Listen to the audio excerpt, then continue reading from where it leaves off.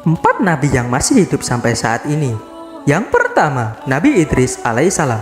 Nabi Idris alaihissalam adalah nabi urutan kedua setelah Nabi Adam alaihissalam. Allah Subhanahu wa taala mengangkatnya menjadi utusan bagaimana berfirman, "Ceritakanlah Nabi Muhammad kisah Idris di dalam kitab Al-Qur'an. Sesungguhnya dia adalah orang yang sangat benar dan membenarkan lagi seorang nabi. Kami telah mengangkatnya ke martabat yang tinggi." Quran Surat Maryam ayat 56-57. Nabi Idris alaihissalam menerima 30 suhuf yang berisi ajaran kebenaran seperti halnya Al-Quran. Suhuf tersebut merupakan petunjuk untuk disampaikan kepada umatnya. Kisah akhir Nabi Idris alaihissalam yang diceritakan adalah saat ia dikunjungi malaikat pencabut nyawa selama beberapa hari. Keduanya bersama sampai 4 hari.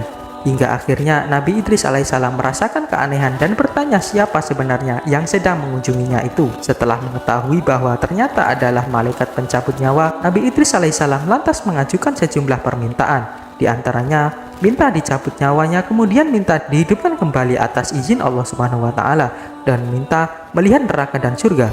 Ketika berada di surga, ia meninggalkan sandalnya di dalam. Ia lantas izin kepada malaikat untuk mengambilnya. Namun karena merasakan kenyamanan surga, Nabi Idris alaihissalam tidak mau keluar. Dia meminta malaikat meninggalkannya di surga dan ia tetap berada di dalam surga sejak saat itu.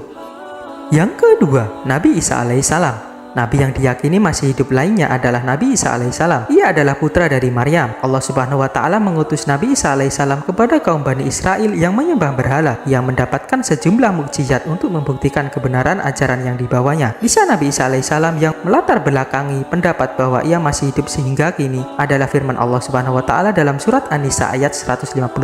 Allah Subhanahu wa taala berfirman, "Kami menghukum pula mereka karena ucapan mereka. Sesungguhnya kami telah membunuh Al-Masih, Isa putra Maryam, Rasulullah. Padahal mereka tidak membunuhnya dan tidak pula menyalibnya. Tetapi yang mereka bunuh adalah orang yang menurut mereka menyerupai Isa. Sesungguhnya mereka yang berselisih pendapat tentangnya, pembunuhan Isa, selalu dalam keraguan-raguan terhadapnya.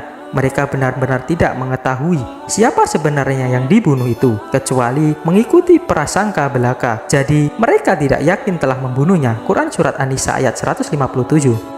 Yang ketiga, Nabi Ilyas alaihissalam. Nabi Ilyas alaihissalam adalah nabi yang terkenal gigih dalam berdakwah. Ia diutus untuk kaum Bani Israel yang menyembah berhala. Kisah yang menceritakan kehidupan akhir Nabi Ilyas alaihissalam adalah ketika didatangi malaikat maut yang hendak menjemput nyawanya. Mendengar hal itu, Nabi Ilyas alaihissalam bersedih dan menangis. Ia menyesal karena ketika ia meninggal, ia tidak bisa lagi berzikir kepada Allah Subhanahu wa taala. Sementara orang yang masih hidup masih boleh terus berzikir memujinya. Atas hal itu, Allah Subhanahu wa taala memerintahkan malaikat untuk menunda pencabutan nyawa Nabi Ilyas alaihissalam dan ia mendapat kesempatan berzikir sesuai dengan permintaannya.